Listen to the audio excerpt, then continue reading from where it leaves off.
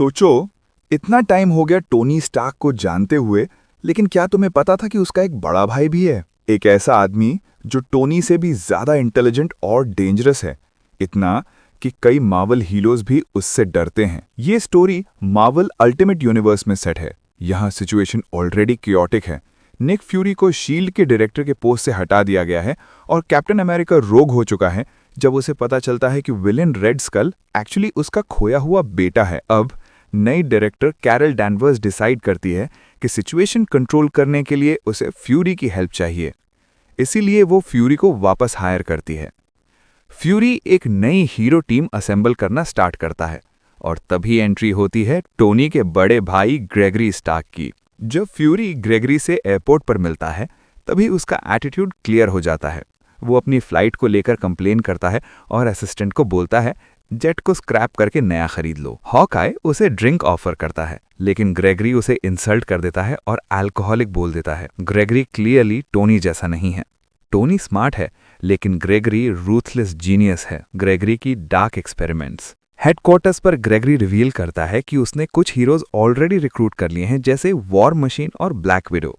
लेकिन फिर वो कुछ ऐसा दिखाता है जो टोनी कभी नहीं करता, एक इंजीनियर्ड हल्क।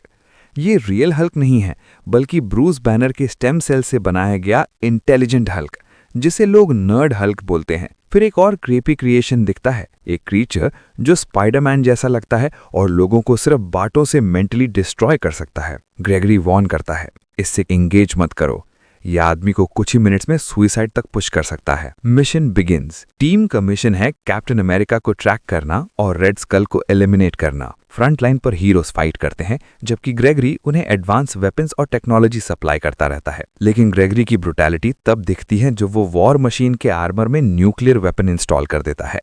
अगर मिशन फेल हुआ तो वो न्यूक यूज करने को रेडी है। Luckily Captain America Red Skull को किल कर देता है और न्यूक्लियर डिजास्टर अवॉइड हो जाता है। ग्रेगरी का रियल प्लान। मिशन के बाद ग्रेगरी पावर के पीछे और अग्रेसिव हो जाता है।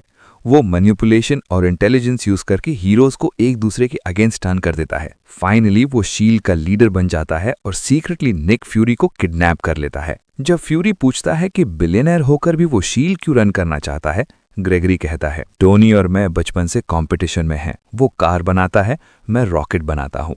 वो मिलियनर बनता है, मैं बिलियनर बनता हूँ। और अगर टोनी सुपर हीरोज के साथ काम करेगा तो मैं वो आदमी बनूंगा जो सुपर हीरोज को ऑर्डर्स देगा। ग्रेगरी का ग्लोबल प्लान। ग्रेगरी का फाइनल गोल है सुपर सोल्जर्स और एडवांस वेपन्स यूज करके वर्ल्ड पॉलिटिक्स को मैनिपुलेट करना।